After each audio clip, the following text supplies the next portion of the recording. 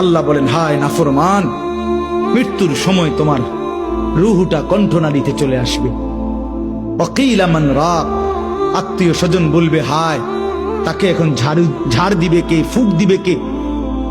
ডাকো, ওজা ডাকো, বৈদ্য ডাকো, কবিরাজ ডাকো, ডাক্তার ডাকো। ওয়াযান্না আন্নাহুল ফিরাক, আল্লাহ বলে কিন্তু সে বুঝে ফেলবে আজ তাকে সত্যি সত্যি দুনিয়া থেকে চলেই যেতে হবে। আত্মীয় স্বজন চিল্লাইলে কি হবে?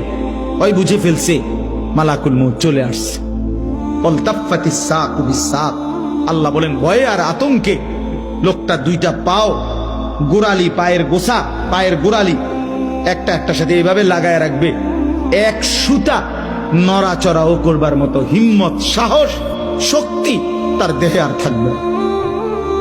ইলা রব্বিকা ইয়াউমা ইদিনিল মাসাক, এই অবস্থাতেই নাফরমান আমি আল্লাহর কাছে ফিরতে হবে।